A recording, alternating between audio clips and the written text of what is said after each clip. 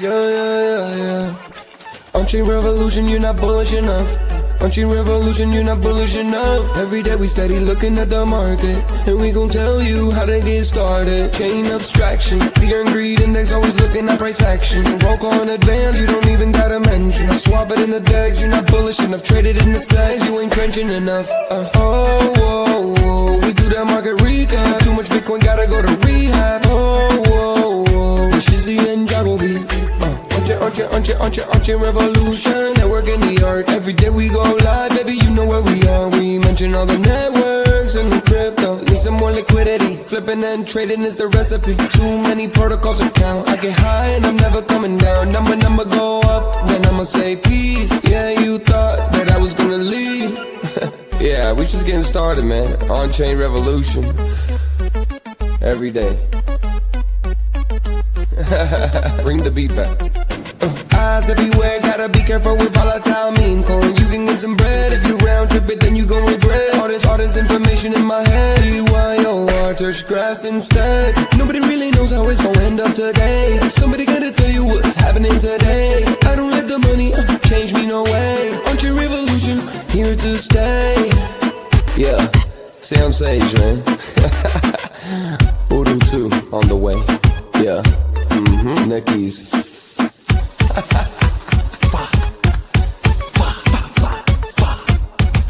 Yeah. OnChain Revolution.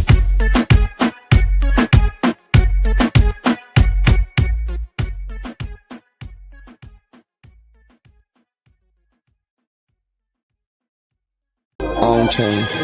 Hey, OnChain Revolution. Bitcoin not an illusion. Market recaps and I do a roll call. You're not bullish in the vocal. Look at the price action. Yeah, send it to the deck. Sell it through the spec. Odin knows the best. Too much Bitcoin, gotta go to read. If you end up bearish, gotta put the knee pad. Let me see the comments. Look at the fear and greed index. Rich. Look at the chart.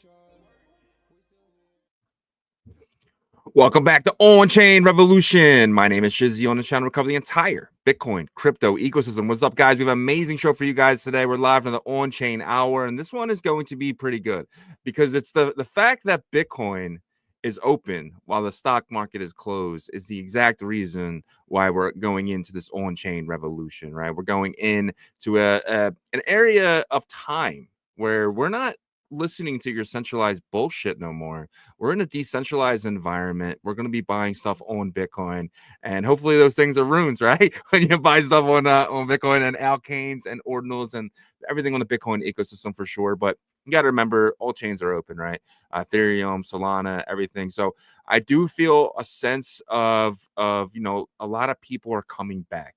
It doesn't feel that way with your bags, right? But if you go on X, you can kind of get a sense of people are coming back. I mean, the last 3 months, it was dead on X, but you are seeing some views go up, some likes go up and stuff like that. So that is really good to see. The masses aren't here yet. Retail is not here yet. Retail doesn't give a crap about Bitcoin. They think they missed it. So we got to wait a little bit for retail to come in, but we can still get together and come up with ideas and go through the bags that we want to hold for when retail gets here.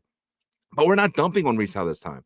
It's going to be different, and it's going to be a lot of things are different. What we're going to do is we're going to bring the retail into our community. We're going to treat them like family, because these bags that we're holding, the bags that we're accumulating now, are for the long term, 4 to 8 years. I mean, that's what dog is to me. That's what a lot of these runes are to me. I'm not trying to dump these on people. That's why the Solana casino didn't work, because you were just buying stuff to dump on it. We're no longer calling retail exit liquidity. We're stopping that today, and we're going to kind of keep moving on. And we're going to come up with a new rule here. The first rule is we don't talk about alt season. The second rule is we don't talk about alt season. We don't talk about it no more. It's going to be a part of our strategy now. Is that we don't need to say alt season, none of that stuff. We need to say it is time to get involved, bring more people in, guys. That's what we want to do here. We want to onboard the normies, right? At least get them on exchanges and then kind of bring them on chain. That's the main goal here. Later today, we're gonna have Cryptolution on at 12 p.m. He is one of the generals of the dog army for the first ever Dogcast. That's going to be in about 57 minutes from right now. Really excited to talk to him, kind of learn a little about him as well. We don't really know much about him besides he's huge into dog, but want to get into his little bit of trading experience and maybe what he was doing before dog. Really looking forward to that. But without further ado, let's get this thing started. Bring my partner here as always, Mr. Yagobi. What's up, buddy? What's up? What's up, man? How you feeling today, bro? Yeah, so I want to kick it off with something about alt season. No, I'm just kidding. No more alt season, bro. I had to do First it. rule. You were hitting on it. No, yeah, I feel great. Today the banks are closed, but crypto never sleeps, right? Bitcoin and Web3 never sleeps, and that's one of the reasons why we love it. And I'm excited about today's show. Today's show is going to be a lot about the Bitcoin ecosystem, diving into this crazy army called Dog, being able to talk to Cryptolution about what really attracted him about Dog and what he thinks about Rune's infrastructure and the future of it, right? Some big things happened within the Rune's infrastructure with Odin.fun adding the OG runes. I think that was pretty big in my opinion, as well as just a lot of other things. You had Sats Terminal partnering with Magic Eden yesterday. You have the guys from Runes Dex a part of that as well, kind of being a provider of the aggregation of that, and just a lot of stuff that's happening within the infrastructure of Bitcoin ecosystem. And I think it's going to sneak up on a lot of people that are outside of the ecosystem. Maybe they're just constantly in the jungles of Solana every single day and stuff, and they're going to be on the sidelines because they're going to be FOMOing once the ecosystem really starts to thrive, whether that's part of Q3 or just going full tilt in a Q4. We'll see how that plays out, but I'm excited. Yeah, 100%. Let's kind of hit on what happened yesterday though, because we were kind of expecting, hoping. Now I look back on it, I kind of wasn't expecting, I was hoping. But it's kind of today's show title. Fed rate pause, right? Let's get into that first before we get into the rest of it. So I have this quick tweet right here by our Crypto Talk. They had a really good explanation of how they're feeling it, right? So this is it from yesterday. 97.5% of people expected it. Fed keeps interest rates unchanged. And then they kind of go into but Jerome Powell just gave a hint. Altcoins, liquidity, bull run timing. Let's break it down. All right, so the Federal Reserve just kept the interest rates at 4.25 to 4.5. This is the fourth pause in a row. It was expected. Only 4 of 19 officials expect a rate cut in June 2025. This message is not a pivot.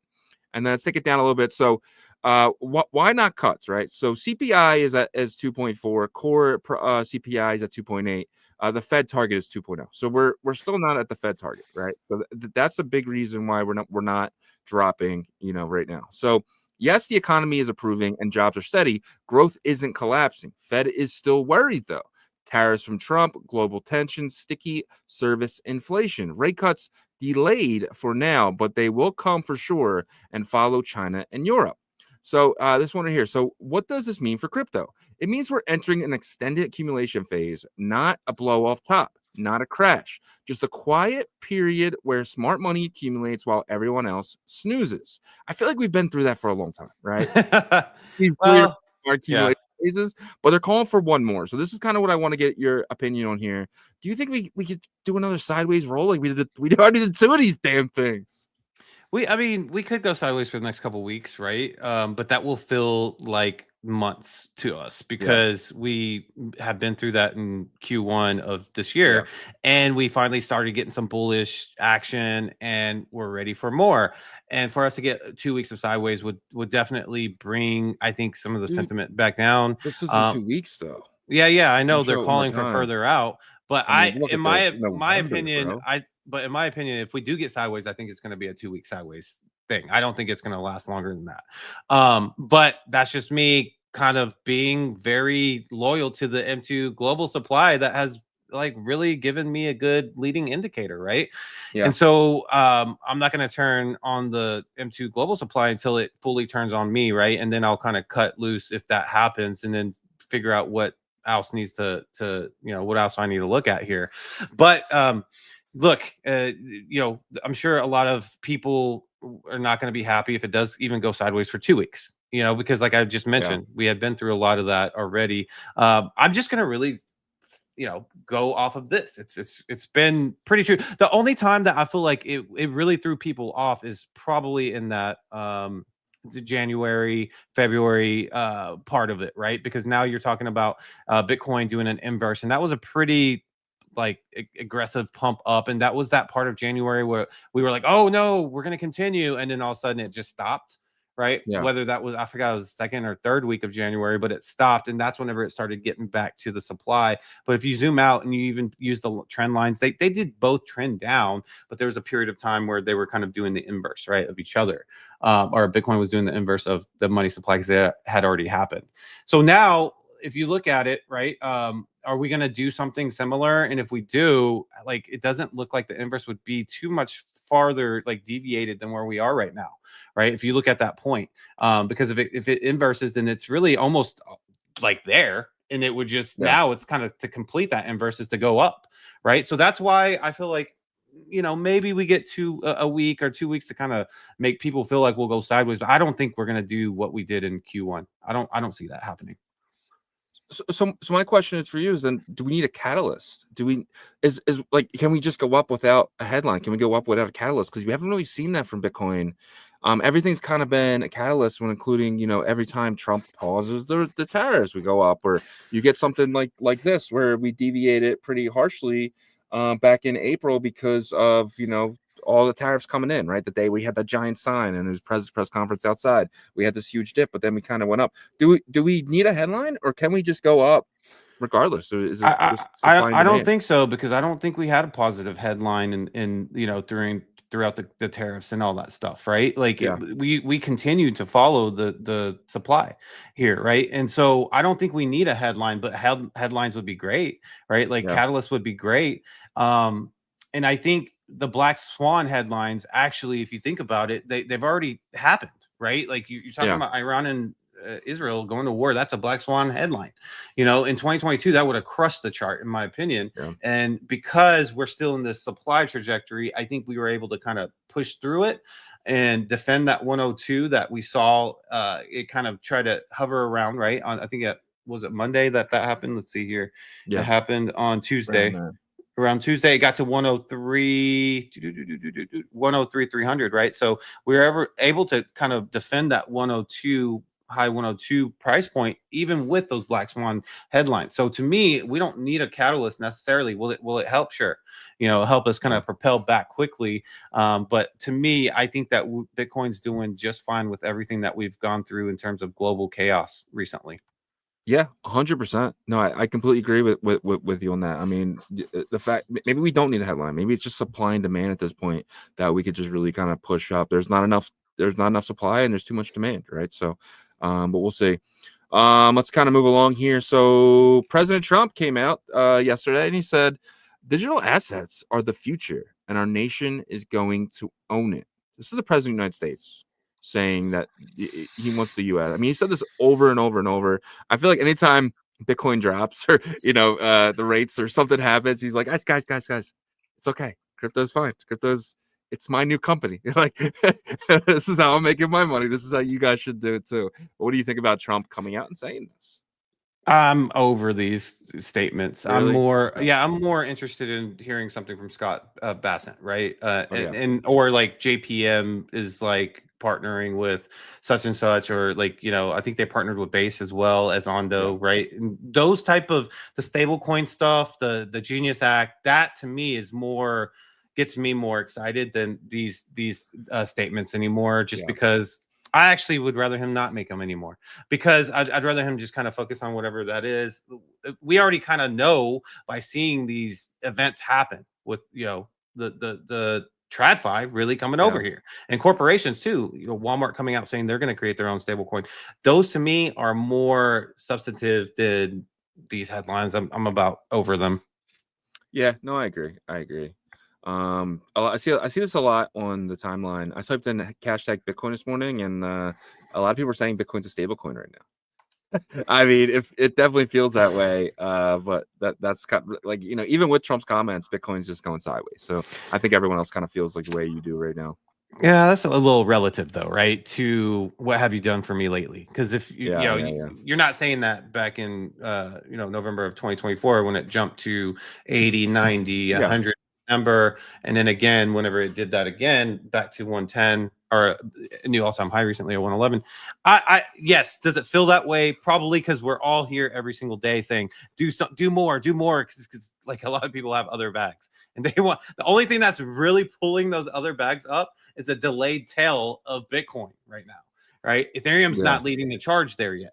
And so that's probably why they feel that way.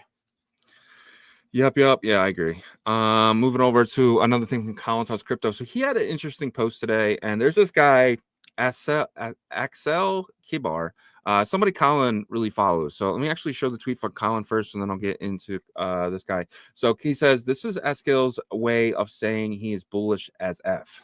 He's a very respected classical chartist in my opinion, in my eyes. And then this is the actual tweet from him. He says, this does not look like a top reversal, more like a preparation to continue higher Bitcoin. So this is somebody in TradFi, highly respected, saying 137 could be very soon. I mean, as you can see here, minor, right? So this is the minor high 20K, minor high here, and he's kind of projecting us to kind of rip past this 137 here, which is would be nice. I saw that tweet yesterday and it made me stay bullish. It's like whenever I feel like I'm losing a little faith here, Colin post something there, but that made me feel pretty good about my overall thesis, right? There's constantly trickery that's trying to be done with these people that are trading daily, right? I mean, like again, we can go back to this being this huge business model of leverage that is a really big part of our industry, and unfortunately, like there's going to be manipulation that happens in the short term because of that, because they're not in the business to lose money, they're in the business to take your money as a leverage trader, right? And so I think people just constantly need reminders in their thesis and need confirmation day after day after day, no matter how disciplined you are with that, it helps to get that confirmation. And I feel like this is something that probably helped his followers a lot. Yeah, no, I agree. I couldn't agree more. This is I'm gonna check how many followers this guy has. Okay, so he's a giant account too. I mean, he's not a small guy at all. I'll make sure I follow him. So, but yeah, man. All right. Elon's X to launch investment and trading features as part of its own push to become an all-in-one super app. So I looked into this a little bit right before the show, and it does seem like he's trying to create a cash app. So right now, if you guys know what Cash App is, you can deposit Bitcoin only. You can go on there and you can trade Bitcoin, trade stocks. You can trade pretty much anything in the stock world, TradFi world, gold, and so on and so on. So Elon wants to actually take Jack Dorsey's model and kind of put it into X, so you can deposit your Bitcoin potentially and buy stocks, deposit cash, and buy crypto as well. What do you think about Elon making X a super app? This was his dream back in the early 2000s, right? It seems like it's just a delayed goal that he has always wanted to do, but I think it changes society for sure. This is not something we're used to. We're not used to being able to troll or shit post and then 2 seconds later buy Bitcoin with that same account, right? And so what do I think it can do? It can actually really inject more liquidity into the markets as well, because now, like, if you thought crypto was impulsive, man, imagine being able to do it right then and there from your account, right? Or this is going to be a new way of doing things in society. So I'm excited, but at the same time, I'm curious as what it's going to look like, because it's not anything that we've done before. Yes, Venmo has a little social aspect to it. Cash App has a little, but we're talking a full blown where people go for, it's the number one news source now, in terms of users and viewers almost everywhere. And now you're going to integrate Bitcoin and Web3 payments and all this type of, digital asset ability to acquire digital assets through it. That's going to be game changing. No, 100%. And the kind of what I'm expecting, I don't know if I'm right, but I'm expecting it to be over here, right? You'll have investments or trading, right? Just like how you'll click Grok and you'll take you to Grok. I think that you'll click whatever that is and it'll take you to the investment page, right? And then you'll have like your account balance up here. But that's the thing too, when you have an account balance now, I'm going to be able to send you potentially just like I send you money on Cash App, I'm potentially going to be able to send you money on here. Be like, yo, this is for blah, blah, blah, right? So in that sense, we're all going to have our accounts on X, and we're always going to be able to send money to each other, like if we want to, right? Like in the sense of, hey, man, can you do this, blah, blah, blah. Like, can you create me a video? Can you edit this for me? I'm going to be able to pay you right on X. Yeah, and imagine how like easier those contests are going to be for, like, if we were doing another dog giveaway or something, right? And that now you don't have to be like, send me your address, do all these things. It'd be like a verified account, or just that'll be so much quicker, right? So that obviously that's a little thing, but I think it will help a lot of these project founders and stuff like that in terms of campaigns, giveaways. But more than that, imagine how much of an edge you're going to have being a part of crypto Twitter, or being a part of the X, like crypto X, Web3 X community. Yeah. And then as the next 5-10 years go by, this payment system's been integrated and normies start to use it, like, you have so much more of an edge because you have experience here. You were here in the beginning, you were here before it, and then so I think that perspective is pretty cool to take, right? That's how I look at it. But we'll see how, we got to really see how it's going to play out and how we're going to be able to interact with it first. And but we definitely have an edge because we're here already. Yeah, man. Definitely looking forward to that. It's going to be really cool to kind of see what Elon kind of push. I still want a better YouTube experience though on X. Like right now, the way the videos are, it kind of sucks because you have to like search someone's account to find the video. I can't wait till they have a YouTube style, but I hear that's coming. But we'll see. The next thing here is Ethereum co-founder Joseph Lubin says Ethereum L1 will become the master ledger of the world. So first off, Joseph, the master ledger of the world will be Bitcoin. But Ethereum can be that close second, that in my opinion. But I do think trillions of dollars are about to enter Ethereum, whether that's an L2 or L1, in the sense of the stablecoin bill being passed. I mean, now you're going to see companies, and like if you were going to put a stablecoin, $100 million of a stablecoin in crypto, you would do it on ETH because it's the most tested. It's the most, it's been there for a long time. So that's where you would do it. And I think Ethereum's about to have trillions of dollars in TVL in the next 12 months. Yeah, if you think about it too, all the institutions are either creating their own L2 EVM L2 that works with Ethereum, or that's pretty much it, right? Or they're partnering with chains that already exist that are EVM. And so in that aspect, there's a head start there when you compare it to Bitcoin. But I think Bitcoin's gonna be like a specialized, like there's more silver companies probably. I don't know, maybe I'm wrong there, or but like gold is really specialized. I feel like, if you go to specific countries in Asia, they're specialized for weddings and all these different things. Silver's more of, a day-to-day, like the everyday person will go buy like a silver necklace, cross necklace, or a ring or whatever, right? And so maybe it'll be looked at like that, because I do think there's going to be institutions that come into the Bitcoin ecosystem, but it's going to be very very planned, thought out. Like that's the niche market that they're trying to really go in, the leverage the security value there, leverage the ability that there's not a ton of companies that are using the Bitcoin blockchain for files or whatever they decide to do with it, right? But Ethereum does have a good head start when it comes to kind of broad base, and I think that's probably what he's talking about. But I agree with you, like nothing can beat Bitcoin in terms of security, and I think the asset value of stuff that's going to be there in the future. Yeah, and think about it this way, right? Let's say you're a company like JP Morgan, right?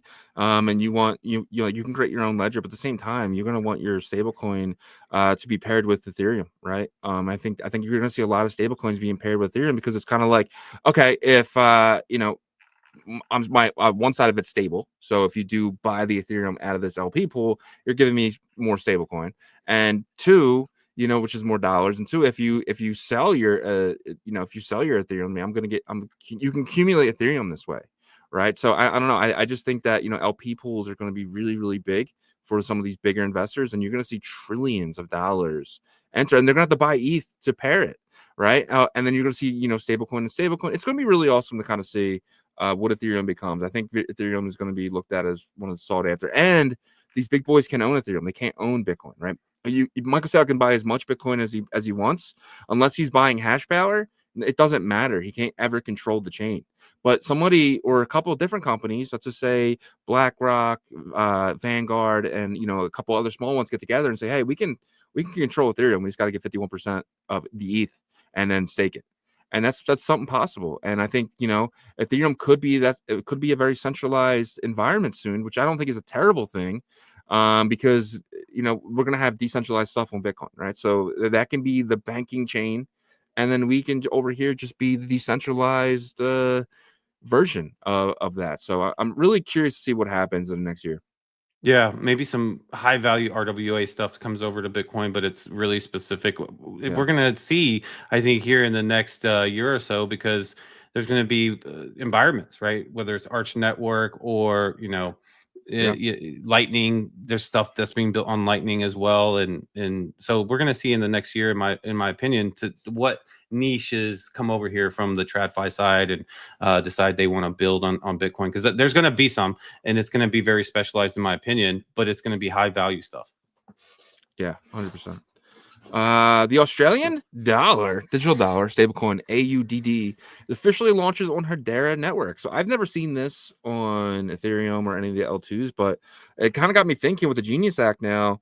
It just says stablecoin, right? It can be anything. It can be anything. So it can be a gold-backed stablecoin. It can be, Australian dollar-backed stablecoin. It could be a pound back stablecoin. I mean, I think we're about to see a lot of different stablecoins come on chain, and what that's going to do again, that's going to bring these assets into liquidity pools, which is going to create more TVL. So you're going to see the USD and a AUDD stablecoin. So that way you're basically going to have that world of where they trade currencies. What's that? Forex. You're going to see Forex come on chain in huge waves, which is going to bring tens of millions of people back on chain, and they're going to be doing this stuff doing LP pools. Yeah, you got the Canadian dollar, you got the Hong Kong dollar, you got all these different currencies, and we're gonna see more of this. But from our bubble over here in the States, is that like, we're just focused on like the US backed kind of stable coins, right? Yeah. But they're gonna be from all these other countries as well, because they want to take advantage of this interest that could be earned, or this revenue model that can earn for the country, right? It's like part of their GDP now. They could technically do that, right? So what does that mean? Like you mentioned, if this stuff is going to be on chain, accessibility to our broader ecosystem to be able to bridge this to that, it eventually work its way into probably some playgrounds that we play it, right? So it's going to be interesting to see how this entire ecosystem of Web3 in the next 12 months, what it looks like, because it's going to look, in my opinion, vastly different. 100%, man. I agree. This next one is a lot different than what we've ever seen. So NASDAQ listed Lion Group Holdings secures $600 million facility to launch hype treasury strategy. So we have a Bitcoin strategy. We have some ETH, some Solana companies, some ETH places. This is the first one with the hype token. And if you've seen any videos that I've talked about hype token, I believe hype is this cycle's Luna. And don't say it. Well, I've said it. I put out multiple videos, shorts and stuff about that. And so I'm thinking that this might be one of the groups that fell. I mean, I think, and I say hype is this cycle's Luna because I do think it's going to skyrocket up in value. I think it's going to be one of the highest value coins, maybe in the top 10. But I do think that the Binances, the Bybits, the OKXs, even the Coinbases are going to step on this eventually. Well, they already tried. They've already tried. They haven't tried hard enough, though. Like they gave it a little tester to me. Well, I mean, that was small to comparison of what they can do if they ganged up. Yeah, but do they want that? I know they don't want it right now, at least, right? And I think they looked at Hyperliquid as a big, like a competitor that's taking away their. It is 100%. No, it is. Dude, that James Lynn would be on Binance if he wasn't on Hyperliquid. Think about that, right? Yeah. I mean, think about the money that Hyperliquid was taken away from these exchanges, and they can destroy this. They can. It only takes money. Well, I mean, it's made them change their strategy. They've added the on-chain component to their platforms and their apps, right? And so maybe they're like, well, this is something for the better. We'll see if they do kind of try to take down hyperliquid. I don't know. I think would be a bad thing, obviously, for the space, because it's a 100%, black swan event type of situation. I would hope that entities that get that big have learned from the Terra Lunas, have learned from the other failings that we've seen previous cycles, right? But I don't want there to be there's this black swan event from within the industry every cycle, and we have to have one.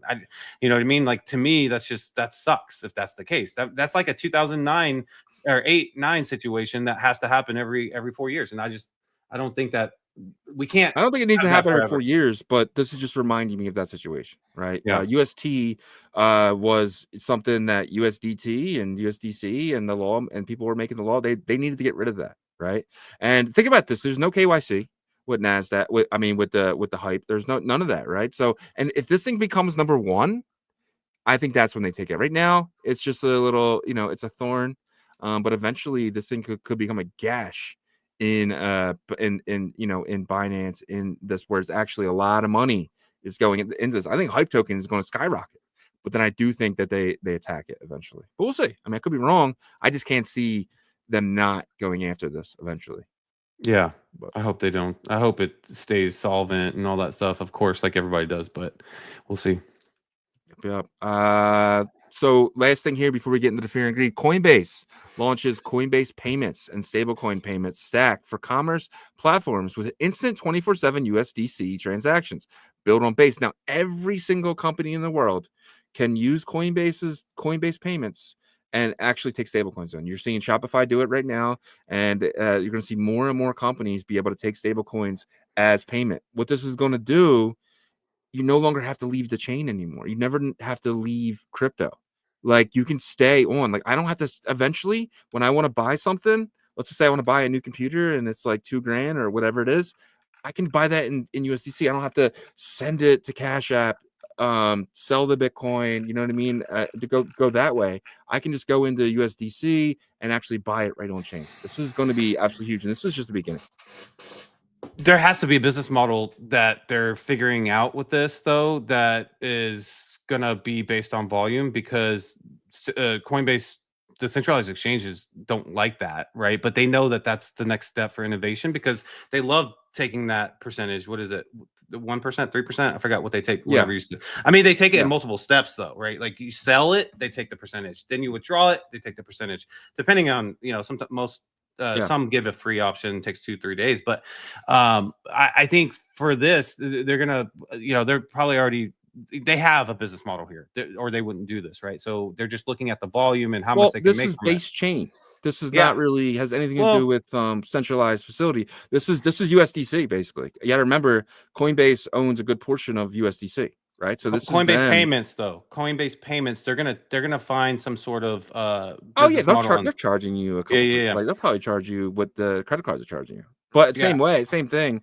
It's the same. Like, again, for me as a user, I don't care. Like, as long as it's not like insanely high, I'm okay with paying 1% or whatever it is. It needs to be better than what it was. Even PayPal in the Web 2 world was pretty bad, right? Like, I felt like whenever you would this saves me money still, because when I send my Bitcoin to Cash App, right? First off, I have to get into Bitcoin to do that, and then I got to sell the Bitcoin, so I'm paying a fee there, and then I'm withdrawing it to my bank, and I'm paying a fee there if I want it instantly, and then in my bank I'm paying a fee when I buy the thing. So for me, I'm completely okay with converting to USDC and rolling with it. Yeah, the business takes on that fee in this situation, which is obviously because it says for commerce. So so they'll probably try to roll something into the price of whatever, but we won't notice it. You know what I mean? And I remember with businesses before, whenever they would be like an extra such and such percent charge because if you use Amex. Have you ever seen that? So it's gonna be interesting to see what happens. First of all, what businesses accept this? You got to think maybe like the Amazons, the big box retailers, figuratively speaking. But for Web 2, are probably going to start off with this. But it's gonna be interesting. You can see Apple doing it for computers. You're going to see Microsoft doing it for computers. Like, all the big purchases, I think, you're going to be able to do in stablecoins right away. Smaller purchases, the Walmarts of the world, potentially, but we'll see. Yeah. All right. Let's kind of get into that crypto fear and greed. So last week we're at a 61. Yesterday we're at a 48. I'm not even going to make you guess, man. There's just no change. No change. We're sitting Okay. again. We're at 48. Yeah. So what do you think, man? Do you I guess because today's a day off, like the TradFi is off today, so they're just like, hey, we don't feel like doing this number. We're just gonna put it at 48. Yeah, that makes sense, right? If you Yeah. look around that time, whenever they released it, we were kind of just sideways, right? So it makes sense. Yeah. Like it's been sideways really since mid Tuesday, and so 48 sounds about right. Yeah. To be honest, with some of this global chaos sentiment and stuff like that. So sounds about right. Yep. All right. So let's get into the Bitcoin price action brought to you guys by Artura.finance. Artura, they're building a Bitcoin leverage platform on two Bitcoin L2s. The first one's going to be Botonix. Botonix is the spider chain. They're going to be incentivizing use of the chain in the early days. So if you're early to use a Botonix, you're going to be early to being incentivized. So you definitely want to do that. But using Artura on Botonix also is incentivized by points. They're going to have a point system. We know what points are. And then potentially you're going to be earning the Artura points and the incentive from Botonix. This is going to be absolutely awesome, guys. You definitely want to use Artura on Botonix. But not only will it be on Botonix, they're going to be on Hemi. Hemi is backed by Binance. They actually said they're going to have a coin, and potential they're going to be incentivizing the usage of the chain by airdropping their Hemi token to people. This is just my speculation, but I can do math really well when it comes to airdrops. So I definitely am going to be trying to be farming Hemi at the same time as I'm farming the ARA token from Artura. Definitely want to get involved, guys, and go check out Artura.finance. Yes, sir. Excited for that team for sure. Guys, before we jump into the Bitcoin price action, please help us out by smashing that like on the YouTube side and then subscribing to the channel. Make sure you turn your notifications on so you know when we go live as well. On the X side, we know that Dog Army has been sharing. We appreciate it. Keep sharing the space. Let's get as many people in here as possible. Educate and onboard as many people to our space. Same thing with the abstract side, guys. But let's jump right into the hour chart. Kind of get in. There's not too much going on today. A lot of sideways action. Typical. I would say take it kind of like maybe part Saturday, part Sunday, because I do feel like maybe later in the day things will pick up because I think it opens back up in the evening for TradFi and the people that entities that do trade, right? But right now we are seeing a pullback down after overnight, kind of having this pullback up on the hour chart, right? But the good thing that I see here is we've had this pull down ever since Trump talked about evacuating Iran, and we defended that high 102 area right here, right? And then we've kind of bounced back within just being choppy back and forth, right? A lot of sideways consolidation here. But what that did was kind of tighten the Bollinger Band here, and it's been tightened for a good little amount of time. This might continue for a little bit more, but typically whenever it stays tight for a while, there is a volatility move that comes, right? So that might happen this evening. Some of the bigger time frames are showing exhaustion on the sell side, but again, we have had some negative bad news from a global geopolitical kind of standpoint, right? So we don't know how long that's going to be kind of drug out, right? It seems like lately it's been a little bit of a past 2 days, I would say, been kind of a bleed out, like an annoying bleed out. But yeah, so we just got into the sell pressure on the MACD not long ago. 3 hours ago, right, at 8 a.m. Central, and seems like it's being kind of consistent, right? But again, we have seen chops back and forth. So I think really keeping your eye on us, staying above 104. If we break down below 104, how far do we go into the 103,000 area, right? Because if it does have a strong push down, then we'll see if we have to defend that high 102, mid 102 area again. So yeah, it's going to be a little tricky. The larger time frames make me think that tonight we could have a pullback up. But I'm thinking consolidation chop, right? For most of today, maybe we have that pull up for the last part of the day, leading into the start of tomorrow. Okay, so let's look at the 4-hour chart here. The 4-hour chart is what I was talking about a little bit. It did seem like it was exhausted, but it is opening back up on the sell pressure side for the MACD. So we'll see if this actually turns into something, right? We have seen several times where it looks like it's exhausting and it breaks back open for another leg down.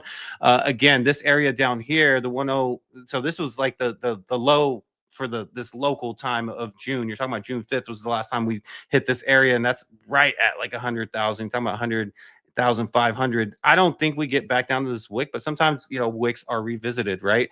But this is more of what we've seen lately. This 102.79. We first have to defend this and then see if we go down further. But I don't know. The next couple hours is going to play a little bit into this, but again, I'm treating today like a Saturday. Saturday's a lot of scalping happening, not necessarily like too much of big moves. So a lot of sideways choppy chop is what I'm expecting. So I don't think that this is going to break down further. We'll see though. And then let's get into the weekly. The weekly is still holding strong for Bitcoin, but we have our third possible red candle if we end the week red, right?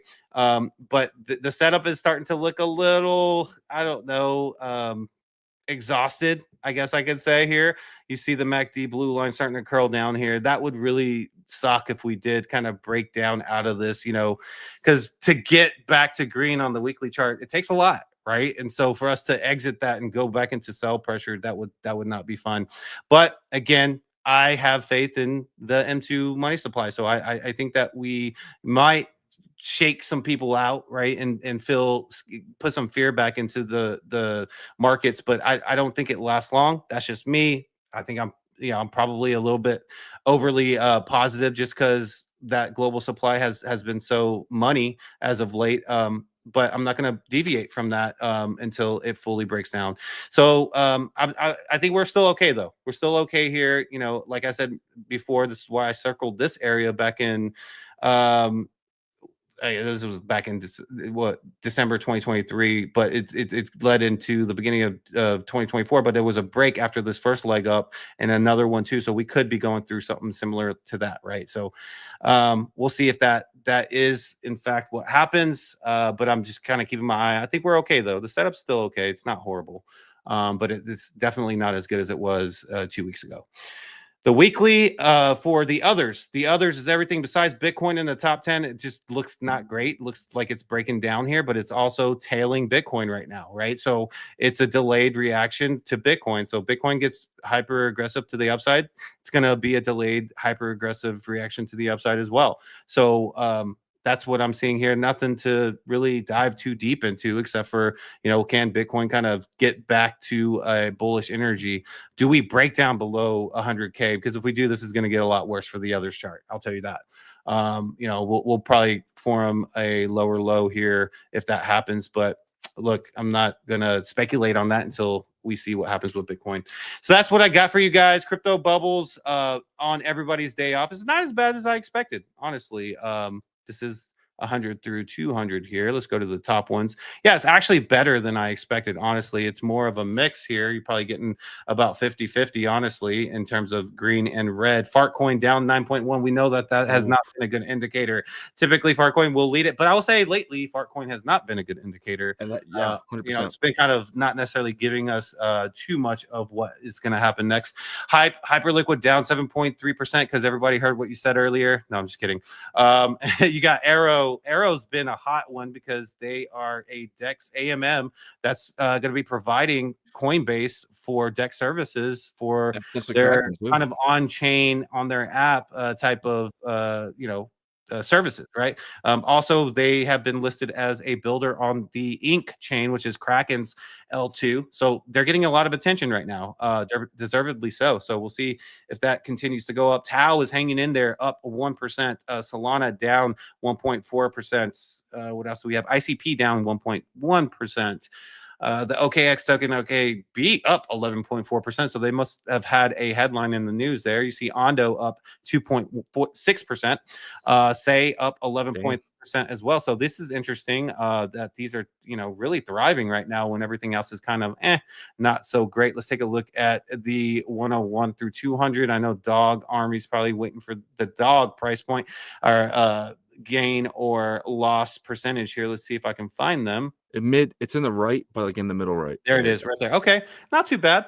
Down 0.3%, so not horrible. You see some of these notable ones. Pulse X down 10.6%. Pulse Chain down. Dude, that's 3 in a row. 6.3%.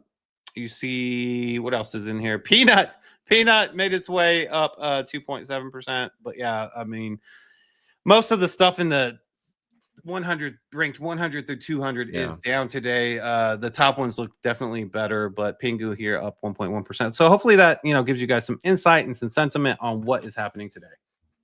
Yeah, 100%, and it's just sideways, right? When TradFi isn't working, it feels like a lot of people take off as well. So that's kind of what I'm seeing from them. Not worried even a little bit, but let's jump into roll call here. Let's see who is here on this channel. First is first, and we like to put the first person's name on a sheet here. So let me actually show. I didn't even look to see who was first today. It is Webdro. He's back. Webdro is back. I'll put you on here and I'll show you in 1 second. Let's just see. So Webdro's last win was 6-9, June 9th. So he has win number 24th on the year. And I'll show you guys the chart here. So is that right here? You're seeing Lackey Lukey, Danny Boy, and Webdro kind of run away with this at this point. Now it does seem like it is Danny Boy in first. No, Lackey Lukey in first, Danny Boy in second, Webdro in third, and then ASAP Benji in fourth. But this is anyone's game, guys. We still have over 100 and something days left in the year. All you got to do is be the first YouTube comment of the day, and right now it is Webdro. And Webdro, if you guys he does it yesterday at 4 p.m. right when Yagobi posts the stream. He is there waiting. But shout out to you guys, man. But let's jump into the rest of this. He said, this guy says, when dog, we'll talk about dog really, really soon. 100% daily coin pulse. Webdro, obviously, Lackey Lukey, Danny Boy, Merlin's Lucky is here. Moon Yacht Club is here. Choda's here. Pump Bitcoin to all-time highs by the end of this month, guys. I really hope you're right, man. And we got my man, Tim Baker. He says, bah, too late. Never too late, Tim. Always on time. That should be your logo. Danny Boy D-Block says, it's a tight race. Let's get it. Yes, sir. It really is. One Pulse at says, my tears are proof. I'm always risk on. Yeah. I'm right there with you, bro. That's going to be the title of my book. Danny Boy says GM. Matt's is GM. Let's go. Bitcoin is Truth is here. Abstract is here. Chips and Dip. Satoshi Nakamoto, Vader Time, Spindrift, Kane99, Hydro Sapien. It says dog hype is real. Yes, sir. Hydro Sapien says dog effect is real. Yes, sir. This is going to be a good show. Yes, yeah. He's going to be joining us in 15 minutes. One of the generals, Cryptolution. And we have Chief Axel's here like every single day. Our guy. Or Doucher is here. He said, my day starts with Shizzy. Thank you, bro. I appreciate that 100%. Hydro Sapien says to the moon. He says, fa shizzle. And then he says, Rundex is now also back on Sat Terminal. Dudes effing killing it. Finally, thanks to the devs and Satoshi. Yes, sir. Yes, sir. So you guys are able to buy on Rundex. I actually seen that this morning when I was buying Gizmo. I seen that the option for RuneStack was back on Sats Terminal, so that was cool. I said thank you for the shout out, bros. Yes, sir. Nighthawk UXL says GM Amigos. Nifty Boy, your first time here, I think. He said you reposted the stream. Thank you so much. He said also today is the first DGen meetup for DGen Nashville group. If you ever make it to Nashville, bros, you'll get a tour. Yeah, man. We were there for Bitcoin 2024, right? Yeah. So that was fun. Vic Abate is here. Shout out to you, my friend. He says, the dog army is here. Oh, crap. Wayner Nooney says, dude, I was laughing at that so hard. Is that me or you? Am I? What's on up? The left, I mean, that's you. Michelle Obama. I don't see that in you, I bro. think so. Holy shit, I'm fried, he says. Okay, he's just baked ZD right now. Or Doucher says, never leaving the chain ever. Yes, that is my goal in life, bro. If I can get rid of my bank and pay my mortgage from in USDC, that would be absolutely amazing. Mo ICP says, all eyes on Odin Fun. Yeah, we're gonna get into that. That's actually the next headline. He says, DM Jesse from Open Chat, potential partner. That's like a decentralized Telegram, if I'm not mistaken. He says ICP at Jesse. 6 Love RR reposted the stream. Paulie says new rune, epic rune coming. Would love to know more. And then Malam Yuri finishing it all out with a hello. And that is your roll call for today. I appreciate every single one of you guys who makes a roll call each and every day. It is absolutely amazing. Yes, sir. It's time to jump into the next thing here. So here it is. Trading is officially live on Odin.fund. So this is it right here. This is the tweet. Soon is now. Trading is officially live for OG runes on Odin Fund. Time to add liquidity and have some fun. They've added a lot of different stuff here. Let's jump to their X. You can kind of see everything they've launched. Zbit, Bro, Liquidium, Dog, Gob. Let's head over to the site itself. You can go by market cap. You're seeing the top leading market caps are Dog, Mim, Liquidium, and then Big Cat in that number one spot right now, followed by Foreskin in that fifth spot, and then Billy. But this is it right here. This is what I got to pay attention to before you trade the OG tokens. Mim only has 25%, 29% ascendant. Think of this as, you know, the curve, right? You don't want to trade these, or I don't think you can trade these until they're 100%. But shout out to the guy, the Dog community, Liquidium community. I think Bro Bear is another one, right? Yeah, the Bro Bear community as well, and Zbit. Maury has 0, but yeah, pretty freaking amazing. We'd love to get your opinion on all this. So this is something that a lot of the people were waiting for a long time, right? And I think that they were just dealing with so much before, and this is a big lift as well, right? So I'm sure they wanted to make sure, hey, if people are going to be bridging in their runes, that everything is top notch in terms of security and all that stuff.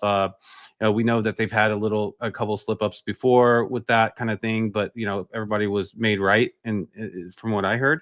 And so this is, I think, a big move, right? Because people are looking for that similar experience that's fast, right? From Uniswap on the EVM side, or Radium, or whatever you use on the Solana side. And we don't have that in Bitcoin yet, right? So what Odin Fund does is give you that. Now we do have something similar where there's liquidity pools that are specifically only for runes, like, you know, runes decks, and then SAS terminal aggregates from all that stuff. So we have something similar. This is just more, I think, of the difference experience of this is you have the Chinese community plugged in here. That's a big difference, in my opinion. And you know, having them plugged in here, there's liquidity already here. You look at BitCat, you know, at 20 million, for SETI scan at 17 million, right? It's actually competing with some of these top runes. You know, $1 billion cat community, you guys need to, you know, go step up here. We need to get probably some LP in there. I'm just giving you guys a hard time, but it looks like, you know, you're lagging a little bit in terms of the other leaders here. But we're going to see how much of an effect this actually has, though, right? I know the Gob is Gob token was an original rune. It's an OG rune from layer 1 that actually benefited. It was a test token, so it benefited greatly from it.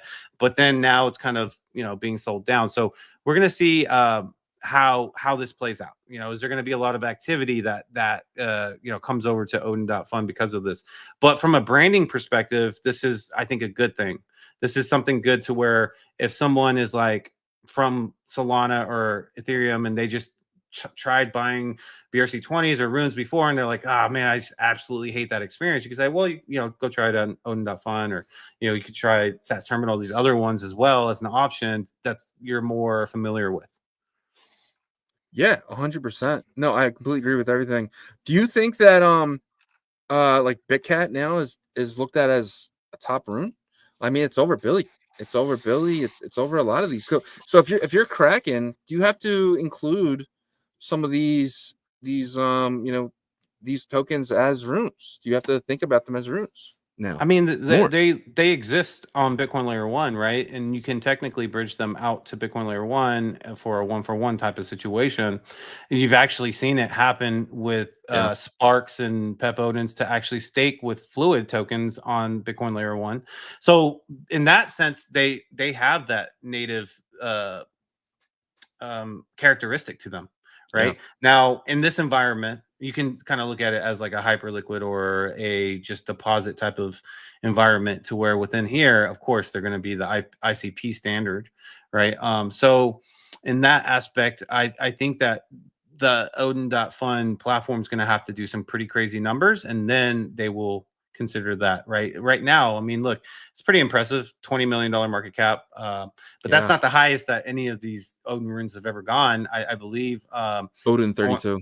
Yeah, 32 million with Odin Dog, which is very shocking that it's sitting at 7.57, and there's other stuff above that. But yeah, we played in here for a little bit. It is that meme coin launchpad, but then them adding these runes, it is also now an AMM type of situation that has the ICP tech stack along with the Bitcoin ecosystem. And for the audience that's listening that isn't familiar with this approach, there's going to be multiple of these type of situations. ICP is, you can not like it or you can love it.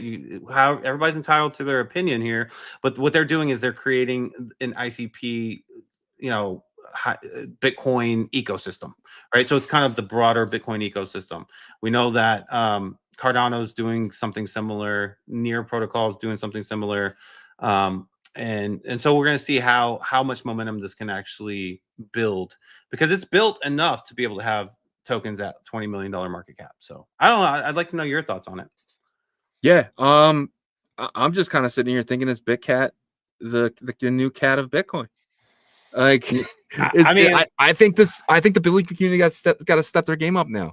I really do. I think if you want to compete here and be the cat of Bitcoin, just like how dog is dog of Bitcoin, you gotta step your game up now, because there's a new cat in town. I think this legitimizes the rest of these runes. This legitimizes everything that Bob Bodley has built here in a lot of different ways. But the main thing now is there's no difference right now between dog and BitCat, right? There's no difference, because in my opinion, you got the bridge dog out and you have to bridge BitCat out. And when BitCat is on L1, it's an L1. When dog is in here, it's an ICP style token, right? Where I don't know what the standard is, but I don't know. I think, and if we can get a majority of the people to bridge out BitCat, and I don't even hold BitCat. I don't know anything about it. This thing could be bundled to the moon. I know nothing really about it in that sense, but I'm looking at it by market cap, and I'm looking at it as a top 4 rune right now.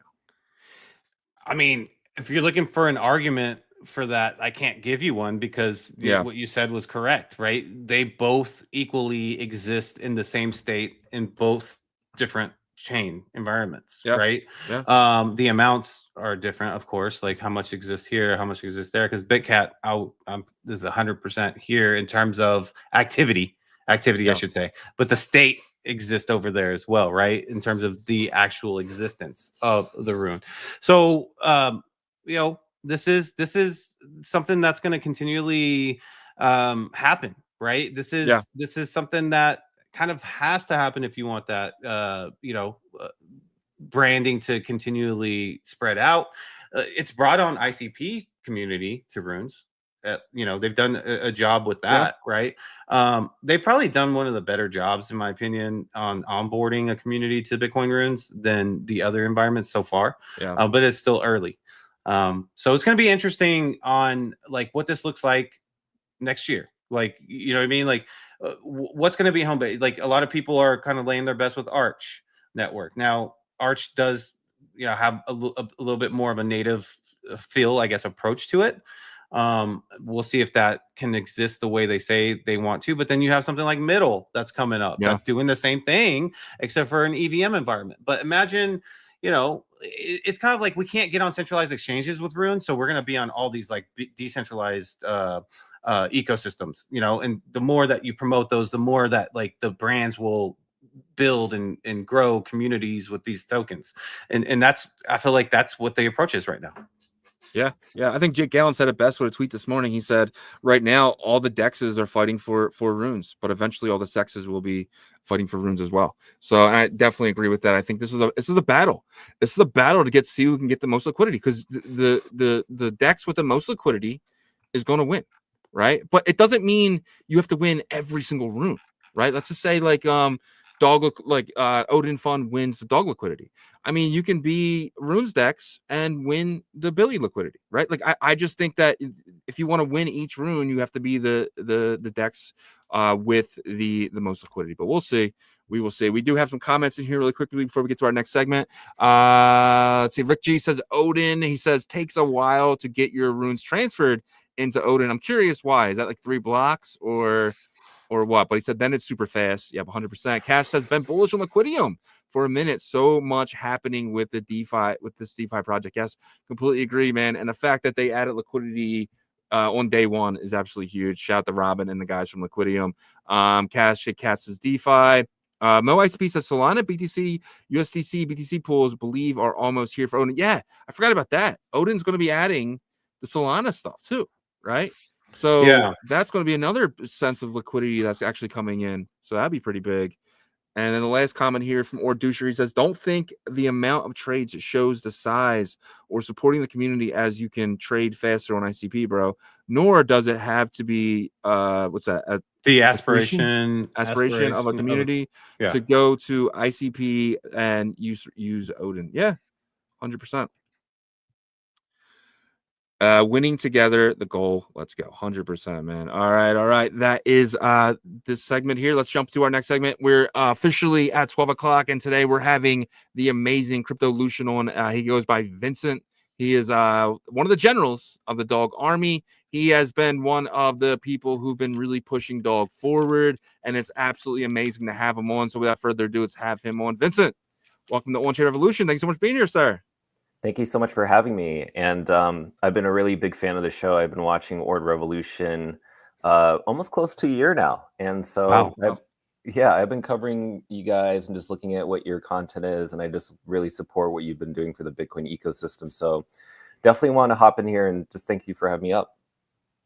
For sure. You know, we appreciate you spending your time with us and the community. We know that you brought the crazy dog army, that follows you, and we appreciate that. And they're pretty crazy, right? You look on cookie.dao and or cookie.fun, and they're always in the top 3 to 5 in terms of mind share and positive sentiment. But could you kind of give a little introduction on yourself? You don't have to go too far or whatever, but maybe a little background that led you up into the Bitcoin ecosystem, runes, and then, eventually, what made you buy into dog in the runes ecosystem, if you don't mind. Yeah, absolutely. I can make it really quick too. Yep. It's actually quite easy. Like, during the pandemic, I think the whole world was kind of shook into a panic of, the financial system kind of crumbling and people, going left and right, trying to figure out, where am I at as a retail investor? Because right now the government's not looking out for me. As much as the stimulus checks are quite wonderful, what's going to happen after that? And so we had to look at things differently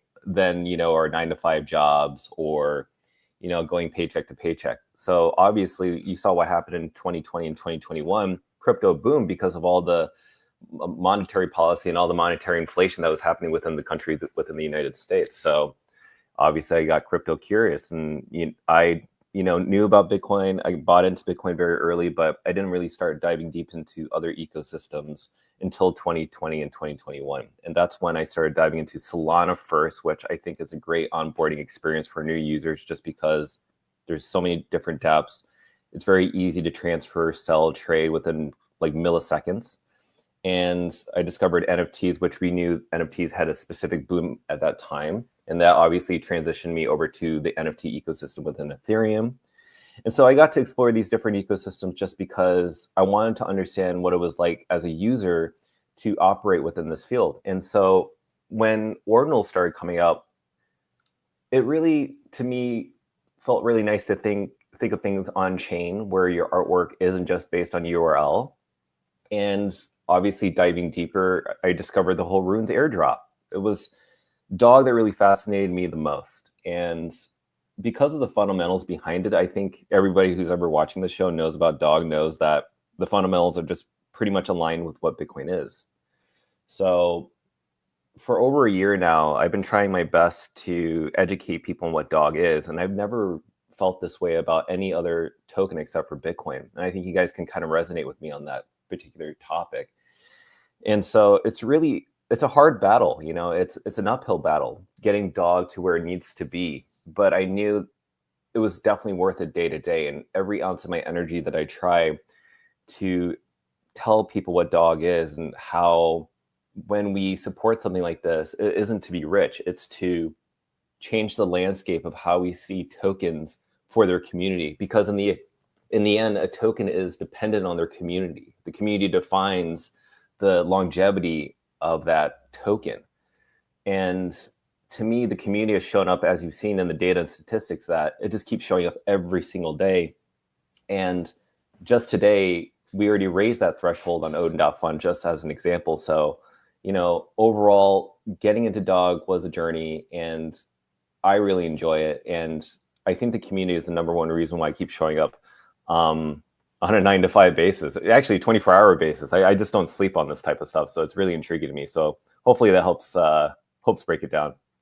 Yeah, 100%. I'm curious, you said you got into ordinals and stuff like that. I mean, as easy selling point for someone who's in NFTs, right? You're no longer on the Amazon cloud, you're no longer on the Google cloud. You come to the Bitcoin cloud, right? I believe that Bitcoin is a cloud system now, bigger than it's gonna be bigger than any other cloud system in the world. But I'm curious, did you play in the BRC20 casino at all? No, I was pretty late to that. After studying what BRC20s were doing, I understood that, what Casey had to do was create a non-wasteful UTXO model for at least fungible tokens. And, I think Runes couldn't be here if it wasn't for BRC20s. We have to give credit to those people, honestly. There is a community behind specifically those tokens that they're still around, and they're pushing for a BRC 2.0. And regardless where you stand and which fungible token standard you are, we have to support developers.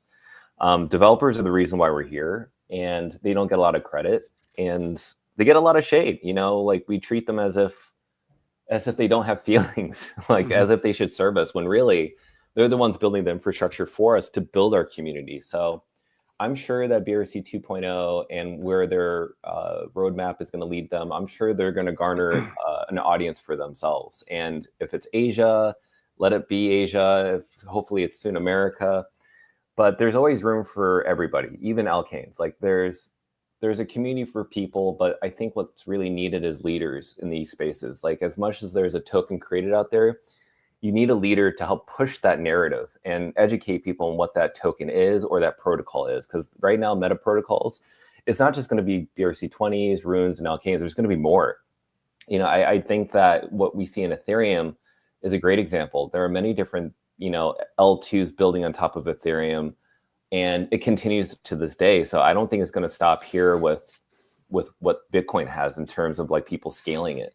So, but as always, the way that I feel about Runes and the way I feel about Dog is that it was created very early on in Bitcoin's ecosystem, early life cycle.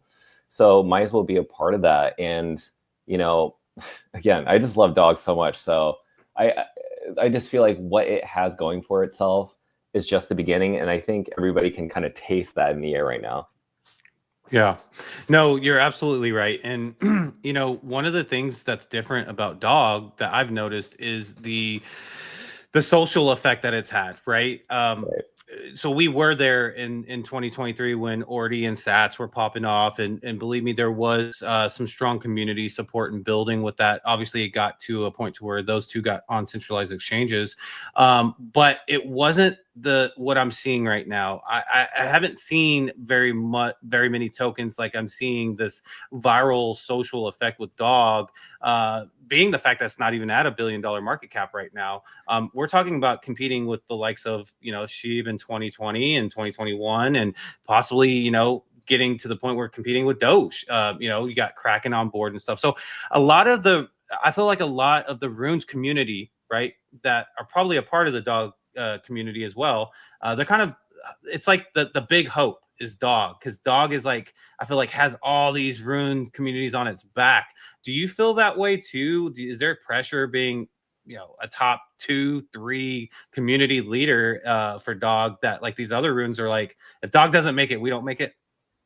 Yeah, I mean, that's a great question, Yagobi. Gosh, you guys are awesome. I love this show. You always whenever I watch your show, you guys always ask the most intriguing questions that I think most people don't think about, but are thankful that you ask them. I mean, in terms of like these Runes, like Mim, $1 Billion Cat, Gizmo, Pups, I mean, these communities are going to thrive eventually. There's a reason why I keep bringing them up, is because it's on everybody's mind share. Okay, you're like, regardless of what people think, there are members within these communities, within these small market caps, that aren't priced in with what Bitcoin has in terms of its liquidity pool. Like if you think of you guys have probably already seen this over and over, where like, yeah, you got to compare the market cap of these specific tokens to the market cap of Bitcoin, over $2 trillion compared to Ethereum and Solana. yeah, there's so much more upside for them. And this friction is soon going to be removed with Kraken. You know, I kind of knew that this was going to happen. And Kraken is just a great example of what's about to happen. So what does that mean? So when Kraken lists dog, it's going to help runes because there's confirmation that the runes infrastructure is going to be built in. And they're not talking about any other specific token just yet. But I guarantee that when dog is listed for spot trading, they're going to look at the next one, and then the next one, and then the next rune token. It's going to be a domino effect of the runes. And I'm going to focus on those specifically. So if there's anybody out there saying like, if I'm not sure if I want to be part of the dog army because the market cap's so high, it's okay. Like maybe these other rune tokens need leaders too. And I'm sure they're very much open to it. Not only that, you should have some exposure to them, as an investment, right? Like have a little bit. It would be a disservice if you didn't try. And because you're invested in it, you're emotionally invested in it as well. And you can help push that. And so once that happens, Kraken's going to lead that. And we got to remember that Kraken is a US-based exchange, which means that they actually went through a lot of due diligence with listing dog, right? Yeah. With that due diligence, that gives the green light for other exchanges, because that means Coinbase is online to list dog at some certain point because they saw that this Kraken exchange did it. Then you have Gemini, another US-based exchange. And then the Asian markets are going to focus on that, such as OKX, Binance, HTX, you name it, even crypto.com, they're going to follow suit. They could have a lagging effect, but it's kind of surreal to have the co-CEO and also Matthew Barbie, VP of Growth. You have Peter, who's also the asset listing principal. You also have Lou Frang, who is also one of the head of marketing over at the Formula One team on behalf of Kraken. All of them are engaging with dog because they're following the statistics and numbers. So what you're going to see is Kraken is going to dominate, and they're marketing right now as we speak. They're marketing because they know that if they push this, then they're going to have more customer-based acquisitions, more people going to their exchange. And that to me sounds like number go up, but also trading fees. These exchanges are going to look at that type of model. They're going to look at that example, and they're going to be like, you know what? That's the trading revenue that we wanted to see. That's the type of hype we wanted to see. Now we're going to list it on our exchange. And I don't know when that's going to happen, but so many people said, listen, you're never going to get a tier one exchange. It's terrible that you guys are begging when we're not. And look what happened. We're now on Kraken. So I think hopefully this is going to happen before the end of June, which, we only have 12 days of Rune June. And so right now you can tell that the Kraken team's very quiet. There's a reason for that.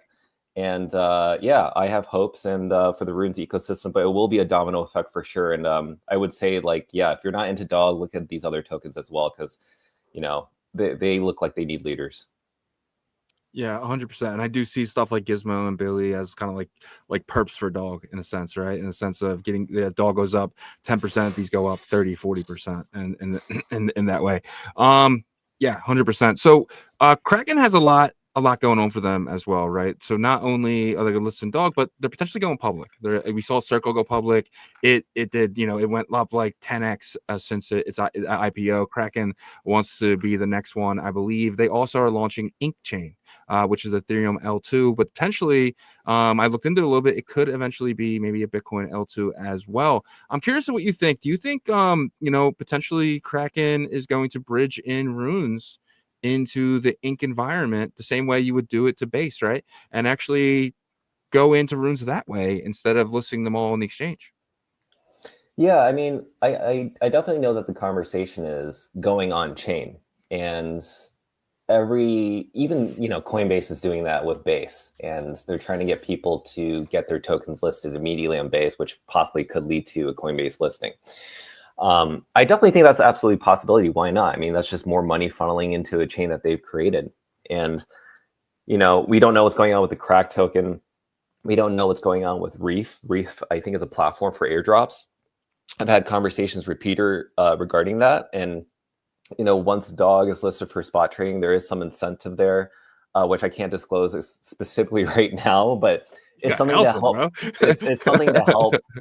It's something to help garner more exposure to Kraken, but to also reward dog holders as well, right? So It has nothing to do with Runestone Ordinals. I think that, you know, when people saw that specific post with the Runestone Ordinal, people are expecting an airdrop. And I don't think that the Kraken team has responded to anybody posting Runestone images at all. But, you know, I definitely think that eventually, yeah, they're going to want to bring runes over at some certain point, because they already are trying to build that infrastructure for their centralized exchange. Why as well integrate that index, or maybe possibly just whatever that, you know, structure looks like, over to their on-chain platforms such as Ink. I mean, in all honesty, more foot traffic, more money equals, like, you know, success to me. So it's inevitable, but I think they know right now everybody wants that tier one centralized exchange. And this is why you saw Arjan, this co-CEO of Kraken, say to other exchanges, listen, this is the time to do this now. Mm-hmm. And if you don't, you're gonna wish you said that you were there at that moment in Rune June, since we only have 12 days. So yeah, to answer your question, it's inevitable that it will most likely be on Ink. Oh, that's crazy. Yeah, that would definitely be good for the entire ecosystem as well, of course, for Dog. But let's talk about something that recently happened with Odin.fund. You mentioned that the community came together and very quickly added the liquidity there. So, you know, there's a couple different, you know, I guess perceptions on being able to put runes in different environments. The first one is it causes fragmentation with liquidity, which isn't good. I'm not so much in that camp. I think that was more of probably last cycle when people tried to put Doge on Ethereum or other chains. It just wasn't the right time. And then number two is the branding and having accessibility to Dog and these other runes for other people that are more comfortable with, you know, being able to use these other ecosystems. What camp are you in, and how do you see this playing into the future of the runes ecosystem? Yeah, God, another great question. Jesus, I practiced these last night with Shizzy for 2 hours. No, I'm just kidding. No, I love that. I love that. So we got to think about Dog like Bitcoin. Everybody wants a piece of Bitcoin. And some people will have wrap versions of it. Some people will try to bring it onto their chain some shape or form or another. And even stablecoins, for that matter, kind of have the exact same thing, but it's not a store of value. So Dog, no matter what, it's going to evolve in the way that people are not going to like. There's always going to be somebody out there that doesn't like what's going on with taking this token Dog to some other platform, to some other DEX, to some other SEX. It's always going to be someone saying, no, I do not support this. But if you ignore the noise and you focus on the fundamentals, right? The whole point is everybody has to have access to Dog regardless. And that's the thing about something being open source, is anybody could do whatever they want with it, right? People could take Bitcoin, they can spend it on anything, or they can lose it in a ledger, who knows? Like, but the supply is always going to be at 100 billion. And, you know, people have been saying, should we have had a wrap version on Solana? Am I actually buying Dog? And I keep telling people, yes, you are buying Dog on Solana, say for instance. You're buying part of the supply on the Bitcoin L1. The only disadvantage that you have is if you sell your Dog, you're going to be selling it in exchange for Solana. Will Solana's price hold in value at that time? Will it dump because of some sell the news event on Solana? Who knows? But on Bitcoin L1, or just not even Bitcoin L1, like just anything on Bitcoin L1, L2, if it's priced in sats, if you sell your Dog, you're going to get your sats value. And you know sats with Bitcoin's price is always going to hold to Bitcoin's price. And Bitcoin right now is the best performing asset against gold and many other hard assets. So I don't think it's a bad thing that Dog is being taken to different places, you know, and people utilizing Dog in every shape or form. Eventually, there's going to be a supply and demand, just like Bitcoin is. Sooner or later, there's not going to be enough out there.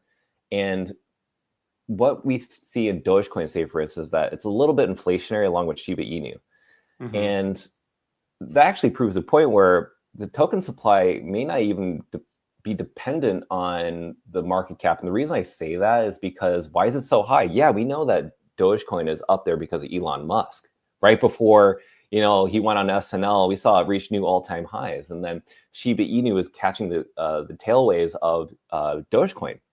But ever since then, we haven't seen any other meme coin reach those type of market caps of SHIB and Doge in a while, but they're both inflationary. So it proved the point that maybe it's not about the token supply. Maybe it's about just how many buy buttons can you get. And so now you're seeing both of these tokens, Doge and SHIB, on Robinhood and Coinbase and many other things at Binance. So when there's upside for runes, for dog, there's very little buy buttons. And it does take time. But when I say take time, it's only been a little over a year. And because we've had developers on Ethereum, Solana, and many other ecosystems, they've had training in those fields. And now they're coming over here, bringing their tools and assets along and helping us outgrow. And that's why you've seen so many different developers and content creators such as yourself educate people on how to participate in this using different things like Hypermall or SatsFlow or even Sats Terminal. Like, you're teaching people these things. And that's why whenever I tune into your show, I'm always grateful for the interviews that you have, the people that you meet, because I would not have known these specific things. And also, you know, Merlin Chain, just the other day, you did an interview with them. And I'm like, oh my gosh, I didn't even realize they were on the roadmap for Kraken. And so when you do these things, it really, I think it only helps the ecosystem grow. And I think we got to remove our emotions, because our emotions, these emotional indicators, don't help us stay ahead of the game. It's like dissing AI before it actually grows. We may hate it, maybe some of us do, but if we don't adapt to it, we're going to be left behind. So if you don't adapt to the growth of dog being transferred to these different buy buttons or these different, you know, if it's like, you know, DEXs or whatever, or trading platforms, then are you really supportive of dog, or are you just somebody that's holding the community back? Man, I'm clipping that, just so you know. That was beautiful. Awesome. Yeah, no, 100% agree. You know, dog has been something that I've seen ever since kind of Kraken kind of like recognized it, right? And like on the show, we don't like to push a lot of different tokens, especially even personally, right? Because we don't want our community getting wrecked. Like, we in the beginning we would kind of do that and test it out, and we seen the negative effects and the positive effects it has. But with something like dog, I just feel like I'm just so okay with being able to kind of push this on a daily basis. Not even push it, but just have fun with it, right? It's growing my follower base, it's growing the attention, it's growing a lot of different things. But in a sense, I'm not worried about anyone getting wrecked on dog. And you kind of are following that same strategy. I mean, I kind of copied it from you, but that's something that you've been doing for a long time now. Yeah, I do. You know what? I absolutely agree with you both. You know, Shizzy, when you mentioned like you started getting more followers, that's kind of what happened to me in the very beginning. A year ago in I think it was April or June, I had around 6,000 followers on Twitter. I now have like 23, 24, something like that. And on my YouTube, I only had 10,000. Now I have like almost close to 20,000. Nice. And at first I was like, are these bots? Are these real people?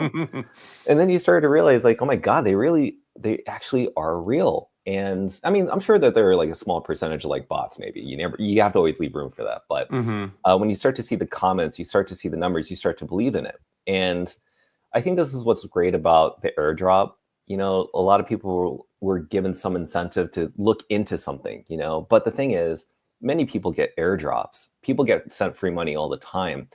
But this airdrop was not just sending you a certain amount of dog tokens, it sent you a story that you can take for yourself. And after the airdrop happened, some people cashed out. But what did people get left with? They left with a story.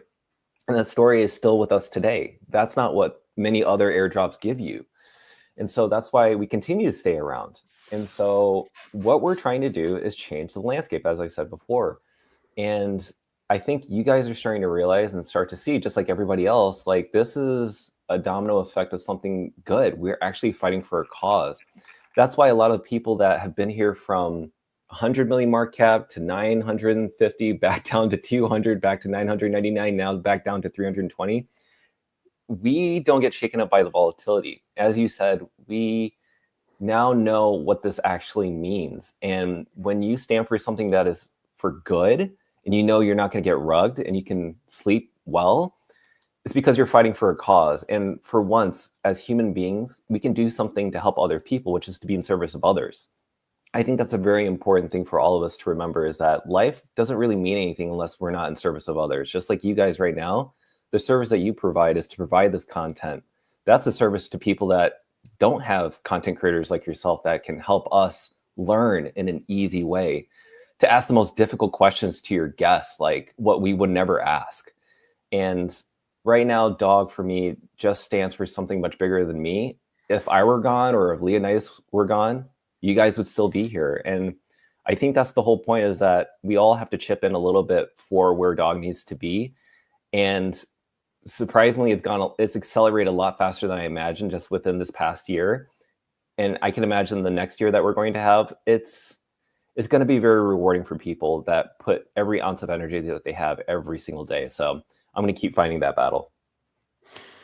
Yeah, I mean, I think that was perfectly said. And going back to your buy buttons situation, I know Leonidas didn't necessarily want to bring on this strategy of, putting Dog in different ecosystems, environments, and chains. But whenever you can only control what you can control. That's my mother is a first generation immigrant over here in the States. She built her business up to a very successful business. And that was the one thing that she would always say, just remember this, you can't control other aspects that you don't have control over. Right. And I feel like the leadership of Dog finally said, if decentralized exchanges aren't going to give us buy buttons, we're going to create our own buy buttons. Mm-hmm. And then Kraken started noticing and saying, damn, this freaking community is crazy. Like, they're gonna have success no matter what. And at that point, you just basically earned a bunch more believers. And in a time that we need something to believe in, I know that phrase has been overstated probably the last 6 months, but in this case, it's very true. Our space needs something to truly believe in. I feel like Dog is that answer. And people might say you guys sound corny or whatever, but it's the truth. Look, we've been in runes and the Bitcoin ecosystem since the summer of 2023, covering it. And yes, we were dog holders from the rune stones and stuff. And I'll admit, I flipped that, but I bought back in. Like, I'm in. So that's my perspective on it. Yeah, I think it's absolutely okay for people to like dabble, try it out, and if they don't like it, they can sell. And I think that's another thing that we need to talk about, which is not sell shaming. Some people don't know if they want to join the community, and that's okay. Try it out, put the hashtag Dog symbol. You don't have to show your purchases, but if you decide to sell. And I think this is really important to let people know, holders as well, is that at some point you're going to need to take profit, right? Let's be real. And most influencers will never tell you that, because you are the exit liquidity and they don't want you to know that they're going to exit on you. But this is the thing. What's great about Dog is that because it's so fairly distributed, I'm not worried about anybody selling, because if people do sell, people only want to buy their bags, especially me.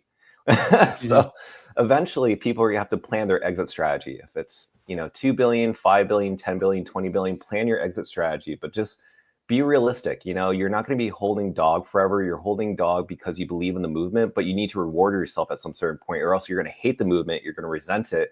And then you're going to talk down about the movement, which is not the service and purpose of what Dog is. So eventually do plan to take strategy of taking profit. But until just don't do it at 300 million market cap when it's 0.02% of Bitcoin's market cap. And I would definitely recommend people using a website called, at the moment, it's memecoinmath.com. This website gives you just a little perspective on where runes are in equation to Bitcoin's market cap compared to Ethereum or Solana. And right now, if you pay attention to this specific diagram, you can see that right now, yeah, Dog is very small in terms of percentage. When you compare it to Shiba Inu on Ethereum and Trump on Solana, there's a lot more upside. So Dog at least needs to be a minimum at 1% of Bitcoin's market cap. And the only thing that's stopping that is the friction that we have right now, which is buying lots. But that's soon, that barrier of entry is about to be removed at the very beginning of when Kraken's going to list that buy button. Because then you're going to see most likely OKX, who I've been in discussion with, and possibly, I don't know. HTX has been showing some recent activity, engagement farming with Dog featured in their posts. I don't think they're going to do it, but I feel like OKX is very much in line to list them right after, especially Dog. So we'll see what happens. It's all about the trading volume. But again, there's an incentive with Kraken. There's more than just like buying Dog. There's something there that I think holders will like. And you know, as I'm looking at the specific website, this is what people need to see. And this is why I think we're really early at the very moment. Yeah, definitely. This is really eye-opening. I've seen you post this before, but really kind of staring at it right now and really taking a look at it. It's really crazy. I mean, you're talking about 1% of $2 trillion. I Yeah, mean, it's like $10 I billion. can't do the math on my head. Was that a billion? Wait, 10 billion? Oh no, I'm so sorry. That's 20 billion. 1% is 20 billion. $20 Wait, billion. Yeah. So that right now is that's like a 60x for dog. I mean, that is something around there. That's insane. That dog. I mean, that's potentially that could happen, right? I mean, that potentially that's definitely something that's possible. And do you see that happening in this cycle? When I say this cycle, I mean like from halving and halving. Yeah, I mean, I guess that's in the category of price predictions, right? I won't tell people like when it could happen. When it does happen, again, it can happen very soon. The whole point of God candles happen really quickly. It happens even before the people invested in that specific token even realize it happened. And it usually could be sparked by a couple of things. It could be leverage traders doing a short squeeze. They can be in cahoots or work together to, pretty much set longs that could liquidate shorts. That could be a short squeeze right there. Or what happened before, if you notice in the very early stages of dog, there is a huge dump to around maybe like 150 million market cap, and then it shot up all the way to 950 out of nowhere. Those are most likely whales, right? People who decide, you know what, we're going to get onto the runes hype. So that could be another scenario where whales decide, you know what, we want to buy a lot. And they will come out of nowhere, but most likely this will happen within a God candle. And I think that we could reach 0.44% or even zero. The reason I say 0.44% is because SPX 6900 is 0.44% of I think it's Ethereum's market cap. And why not dog? Why not? I mean, the thing is, people can't believe this, and this is what we have to remind audiences: is that you have the people that have their lives change. The people that we get jealous about for making a ton of money, they were in a cabal sometimes. They were part of like this private group of people that bought into a token really early on. And then when the token skyrocketed, normal retail investors, people who aren't crypto savvy, they buy into the hype, meaning when it's already pumped. And so now we're like, imagine that we're all part of this cabal, but it's like an open source cabal, if that makes any sense. It's like the opposite of what a cabal is. But we're in this open source cabal where everybody's in on it. And no one really believes that this could go to maybe, or maybe some people do, but maybe nobody believes. Let's just imagine nobody believes that we can go to 1%. But that's the thing. We most likely will be. 1% is the minimum. Why is Trump, why is Shiba Inu 2% and higher? That's crazy. At a minimum, we have to hit 0.44 to 1% of Bitcoin's market cap, and that's already in the multi-billions. But the only thing that people are going to get challenged with is patience. And the problem is most of these investors use their emotional indicators. Everybody's emotional because we go on crypto Twitter. We're also either very young or we put money in that we could supply for our family to pay for bills. And we're just impatient, And the thing is, this is what whales and professional traders do. We have a ton of liquidity where we can just let it sit there and we buy the opportunities in the dips and we just wait it out. That's all we really do. And most people can't do that. And so that's the thing I want people to learn is that if you're going to get into this, you have to wait, hold, and ignore all the opportunities that you could get. I'm sure a lot of people are like, oh man, why did I have my money in DOG when I could have put it in this one Solana meme coin? I could have made money there because at 100x. Well, guess what? Like, that's the test that you have to have. And as long as you have patience, guess what? If this thing does, or not if it does, but when it does pump, at least not only did you pump with it and you made some money, but you also supported the narrative that you can live with yourself every single day after that and say, guess what? I was a part of that. And if you were there at Bitcoin Las Vegas, meeting all the different holders resonated with that message. They weren't just there to make money.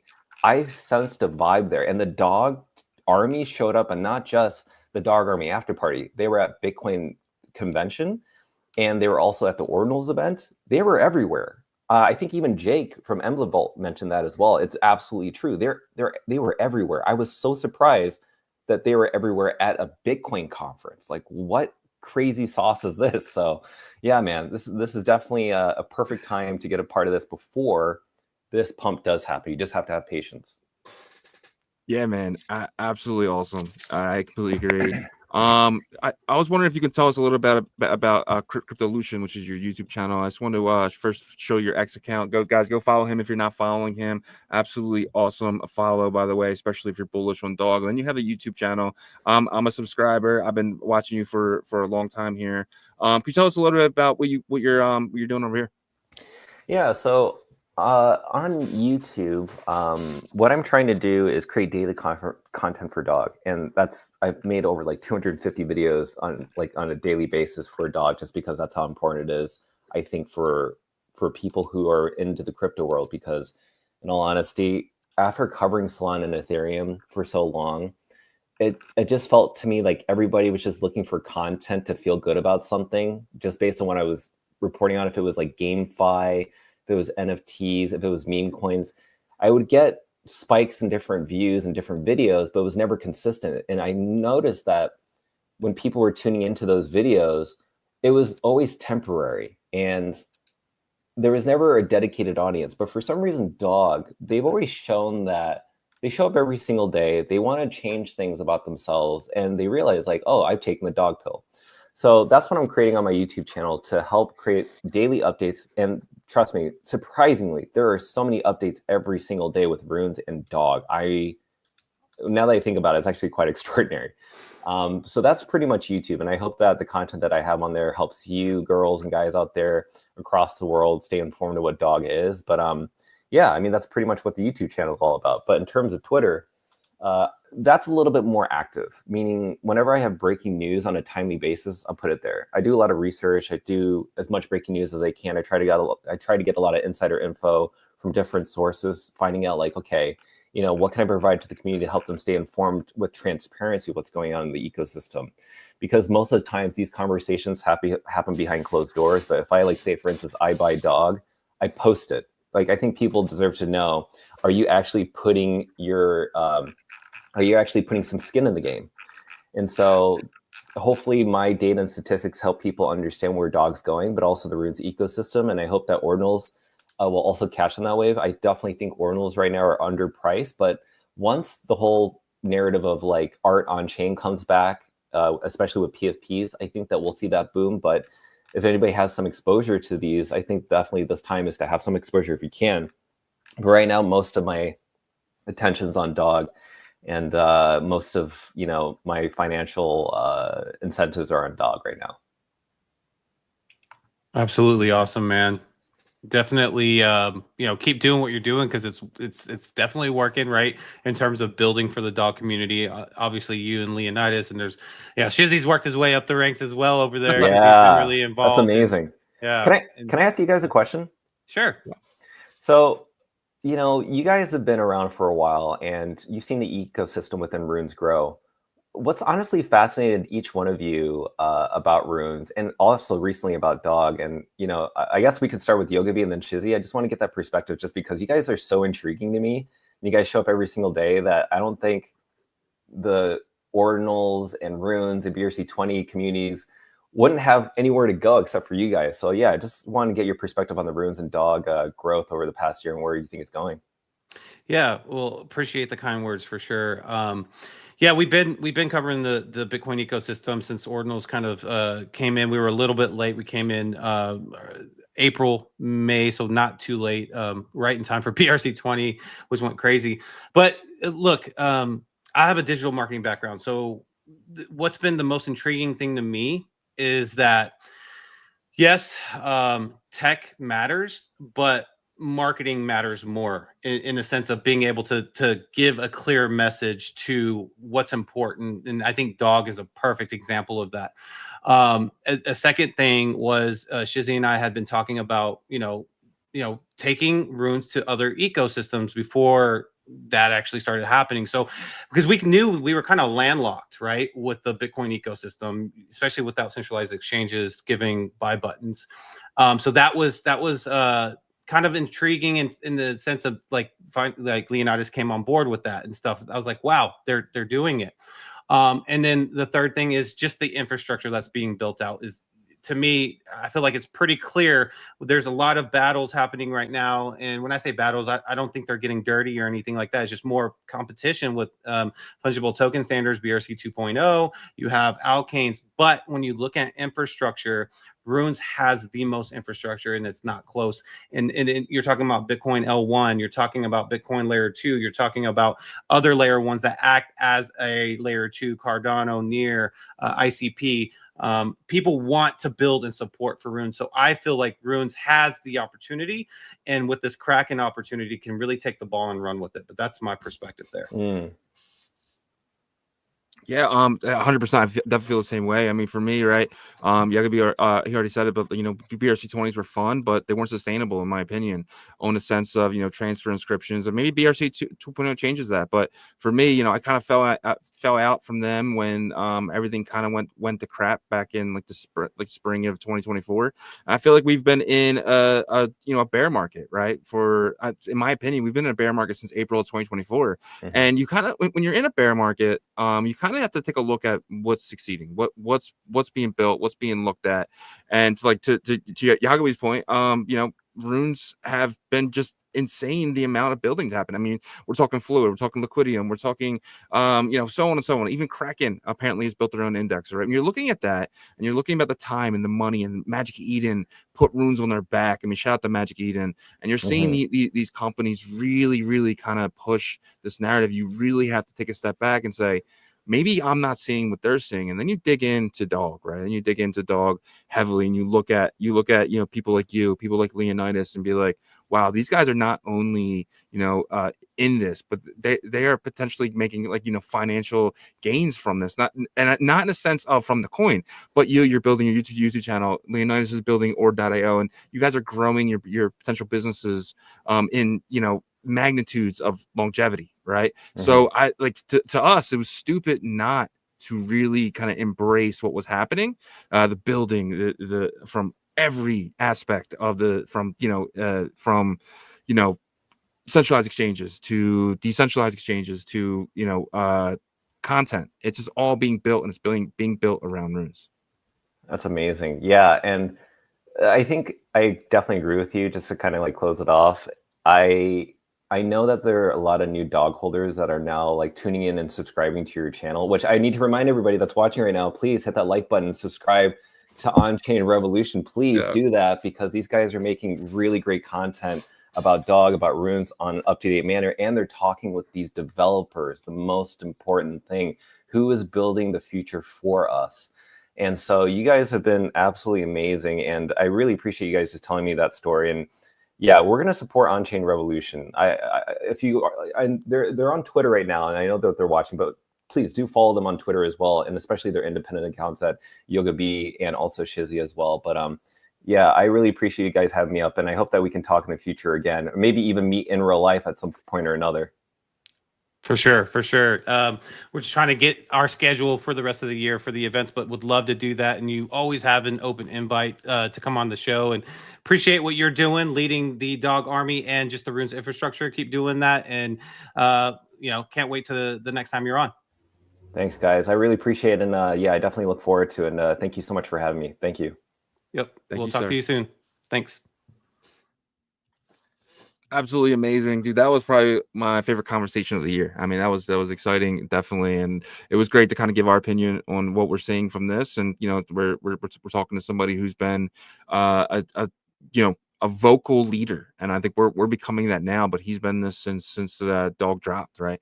And that's absolutely amazing to talk to somebody who's building something truly special too. I think his YouTube channel is very going to be very big in the future. I mean, it's going to be one of the top channels, definitely. I mean, his you know, the way he does his channel too, I like it, because it's just straight news, right? Like you have different aspects. Like we like to give our opinion on a lot of different things, and that's kind of what we like to do, because we do it in an hour-long show. We do every single day. We do live, but his is just like, it's just, this is the information, here it is, and it's great. Yeah, and the one thing that really stuck with me, he's really great at communicating and very clear and concise. So Yes. kudos to him. But the one thing that really stuck with me that he talked about Dog was the backstory. If you think about 5 years down the line when Dog is possibly $15 billion market cap, possibly, right? You never know. And then the people that got in early can talk about the airdrop, right? And being like, dude, this was actually, it's crazy how it started. So it started because of ordinals and people participating in ordinals and just having fun. And out of nowhere, once runes dropped, Leonidas, which will be a huge multi-million followers at that point account, airdropped everybody a runestone. So it's like a story to kind of tell your kids, which right now they won't care, but maybe in 15 years they'll think that's pretty cool.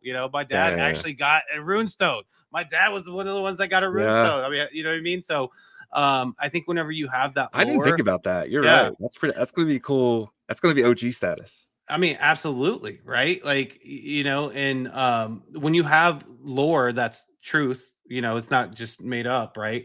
And you have this community that is constantly just growing, and it could be something very, very special. And that's what I see, and I think that's what Kraken sees, and I think that's what everybody's going to see in the space. And this Dog really needs to win, not just for runes, but for runes, for BRC20, for counterparty, for colored coins, everything that came before it that had that struggle of friction. Dog has that, needs to win for them, because there was always a point that someone came in and said, nope, no, we don't want assets on Bitcoin. We don't want fungibles on Bitcoin.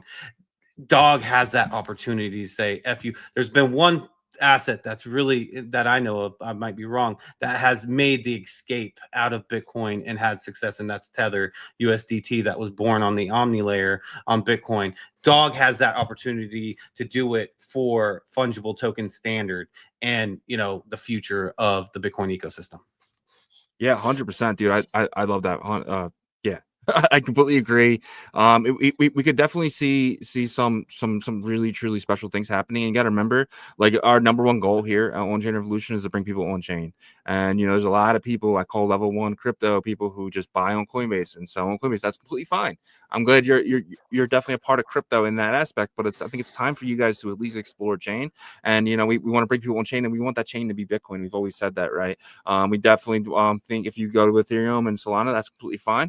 But we definitely want you to at least have an Express wallet, a Tokyo wallet, in that way of really being able to be a part of this in different ways, and using, let's say, Tokyo to swap on Sats Terminal, and they're using DotSwap. I mean, just by going that route, you're using so many different projects, and you're supporting a lot of different builders. Keep building here. But that's our show today, guys. We have 1,176 people. Holy shit. Thank you all for watching. I really appreciate you guys. And guys, remember, we're live, every single day. So definitely tune in for that. But if you guys wouldn't mind, check out our partners. Yep, absolutely. Like Shizzy said, without you guys, we couldn't do this. Without the builders as well, and collaboration with the builders. Bitcoin ecosystem, I love how it's starting to form. Everybody's trying to work with each other instead of a year and a half ago when everybody's trying to cut each other's heads off, right? So I love the direction it's going in. But if you guys could check out our partners, we would greatly appreciate it, as they also support us and allow us to do this full time Monday through Friday. Sats Terminal is the aggregator swap for the entire Bitcoin ecosystem. So if you're going to swap for runes, do it at satsterminal.com. They have Dog Go to the Moon, $1 Billion Cat, all the popular ones there. And you can earn Amber points. Amber points are going to go towards their future alpha give back, is what I'll say. Put 2 and 2 together, guys. They're going to reward basically the early adopters there, right? You can also swap for alkanes, as they support that as well. Make sure that you guys are participating in the Amber is Forever program, though. You can actually multiply your Amber in many different ways there. But yeah, visit satsterminal.com to learn more today. And then BetBTC is the predictions marketplace of the Bitcoin ecosystem. They utilize ICP and Bitcoin's tech stack to allow you guys to place bets in their markets, sort of like how Odin does. They're utilizing ICP in that way. But you can actually place bets in their Bliss markets today, which is a way to kind of leverage Bitcoin, BNB, or Solana. You get 10 minutes to kind of lock in the price you want to go up or down from, and an additional 10-minute countdown to see if you were right or wrong in that aspect. But in the future, very near future, you're going to be able to create your own markets and be able to earn 1.5% of the total volume placed in your custom markets. You're going to be able to refer friends to and earn 1% of that total transactional volume as well. Head over to betbtc.win, join their Discord, learn about that team there. And then Emblem Vault, we talked about them earlier. Jake Gallen, the CEO over there, they're doing big things, guys. You're going to be able to use Emblem Vault to bulk mint. You can actually bulk mint. We have a tutorial video on our channel to show you how to do that step by step. You can actually take your Taproot Wizards from Bitcoin to Ethereum and take out a loan against it on the Gandhi platform, right? So you're going to be able to jump your ordinals, your node monks, your Bitcoin frogs, and rare pepes as well, as they provide support there to different environments. Right now, Ethereum is the first, Base is coming, Abstract is coming. You're going to be able to do on Merlin and eventually Solana as well. And you're going to be able to use their AI agent Hustle to help you do that with when they add the Bitcoin tech stack to Hustle. Right now, you can use Hustle to help you through the jungles of Solana. I would say, everybody use whatever assistance you can get over there, man, because there's so much happening with Photon and snipers, all that stuff. But what Hustle will allow you to do is use them as a research tool. You can ask them, hey, what's the safe token to 5x, right? What is this contract token? Give me a breakdown, and Hustle will give you an intelligent breakdown of it, the risks, the green lights for it, and all that stuff, right? You can utilize Hustle right now for free, but very soon they're going to be integrating their business model with their new Hustle token. That is going to be kind of a way that you can access it, but you can try them out now. And don't forget, they have a Bitcoin room for the entire ecosystem called the Emblem Founder Vault Keys. You can participate in the pre-sale right now at OpenSea if you search Emblem Founder Vault Keys. It is an ERC 721 right now, which is an NFT on Ethereum. But once they get to the TGE in September, October, you're going to get those Bitcoin runes into your Bitcoin wallet. They'll give you instructions then. Head over to emblem.vision to learn about everything I just broke down just now. And then Artura.finance is the perps and leverage DEX of the Bitcoin ecosystem. You're going to be able to trade, go to the moon once they have their platform live very soon on Botonix, the spider chain, which is a Bitcoin layer 2. They're going to be doing a co-promotion with them, so make sure you're taking advantage of that, as well as Hemi, Bitcoin layer 2 backed by Binance Labs, right? But you're going to be able to trade fungibles, runes, dog, billion-dollar cat, all the popular ones, and also XRP, Tau, Ethereum, the ones outside of the ecosystem as well. Of course, Bitcoin is a part of that.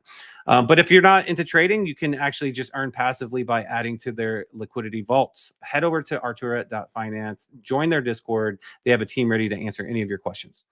And then Fluid Tokens is the UTXO wizard devs that started on Cardano, worked their way to Bitcoin. They're building on both right now, but they're the first to offer staking on Bitcoin layer 1 for retail users. You can actually stake your doggo to the moon, and they've had 2 seasons of that. So if you participated in season 2, go claim your dog and the rewards that you earned all in one transaction right now. They will have a season 3 of Dog Go to the Moon. I know Shizzy and I participated in season 1. He did season 2 as well. But season 3 is coming up, and I think it's going to be the end of July, early August, around that time frame. But if you're a founder and you want a staking vault for your community, reach out to them through their Discord. They have a team waiting to answer your questions and ready to get you guys set up for a staking vault as well. You can also take advantage of their airdrop tool if you need that to airdrop runes to your community. It's very simple. You can either use a CSV file, which is a Google Sheets, or a Excel file to add all your community's addresses in there, and you can upload it very easy, or do it manually one by one.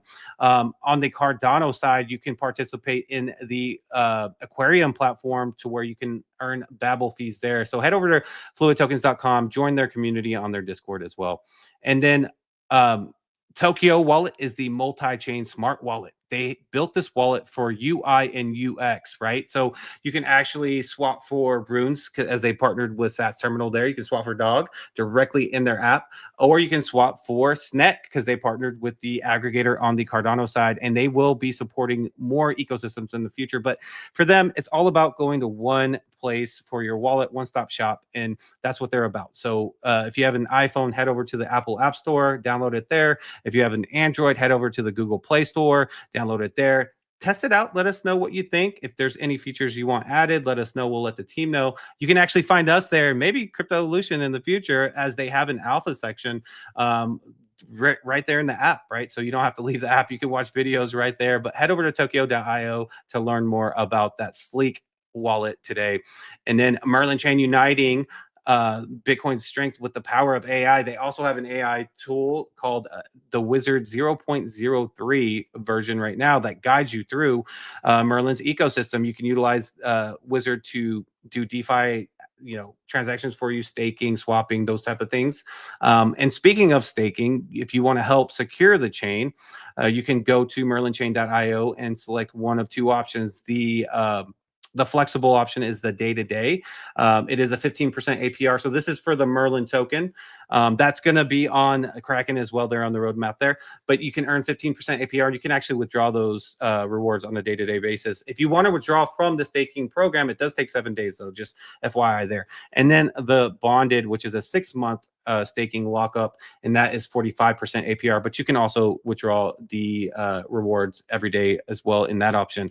But make sure you dive into their docs and learn all about Merlin Chain. They're doing big things, constantly growing that brand with MBTC and their Merlin token. And lastly, don't forget about our integrated partners in Jungle, which was formerly Foxy AI, building the metaverse on Bitcoin called the Bitverse, and the first-person shooter game called Cypher Striker. They have also onboarded a Bitcoin Derby as well. And then Ordinal Hive is the aggregator Ordinal marketplace that is going to find the cheapest ordinals around for you guys. They do something similar to Seth's Terminal, but for ordinals, not fungible tokens. And they have amazing trader tools like live mempool insights. If something gets mispriced, you can actually jump into the mempool and grab it. And that sucks for the guy that mispriced it, but it doesn't suck for you if you do that. So thank you for checking out our partners. Yep. Great job, man, as always. And if you guys have a few more minutes and wouldn't mind checking out OnChainRevolution.io, we have some of the best articles dating all the way back to 2023. Yes, all the way back there, guys. We're writing these amazing articles. Definitely check this out. We want to make this eventually be like CoinDesk in the future. But if you guys can check out some of these articles, that would make us super happy. And a brand new article just dropped this week, beginning of the end for Pump Fund. We hope so. But find out exactly what is happening, especially when the X got suspended, all through this article right here. If you guys need a VPN, 100% recommend Nord. I use it every single day. I'm using it right now. Definitely do not want to go to websites with your IP hanging out. I don't want to see that. You don't want to see that. Don't do it. Your IP could lead them to your address. I know you guys, when you sign in to Apple or sign in to Amazon, you get that email that says, for me anyway, it says Philadelphia. I don't want to see that. I want to see Sweden. I want to see Italy. I don't want to see my location on there, right? Because and a VPN will do that for you. And if you need to go to any website that is geo-blocking you, it's not your country that's stopping you. It is the website itself. It is the company behind it. Don't do that. Like, you, just because I'm here, I'm there. We are now in a borderless society. I mean, especially on the internet. So definitely use our VPN Nord right here if you're interested in any of that. If you guys need merch, check out some of our merch. So we will be adding stuff soon. If you guys want us to add anything, just let us know. I'm going to be adding some more dog stuff, and who knows, if you guys, hey, can you put my PFP on there? We can do anything for you guys. Just let us know. We'll put it on the store. It could be there forever. It could be really cool. Just let us know if you want us to add anything. But thank you guys for checking that out. It's OnChainRevolution.io. And guys, we are live Monday through Friday, 11 a.m. Eastern, 10 a.m. Central, 8 a.m. Pacific, and 3 p.m. UTC. Check us out all week, guys. And until tomorrow, peace.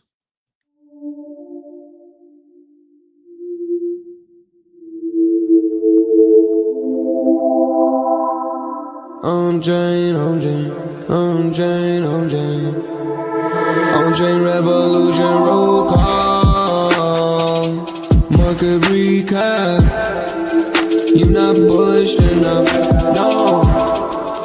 You're not bullish enough, no. Look at the price go, Bitcoin control. Why you still coping? Price action rolling. Don't fall for bear trap. Swapping indexes and putting it up in the sex. I can take profit right now. OnChain is where I be now. You can never look back. They don't want you to know. How did the market react? Fear and greed gotta adapt. Now we bridging the token tokens and marching the network right now. You know how crazy we are. Nookies are savages now. They know how crazy we are. Chain abstraction, main attraction.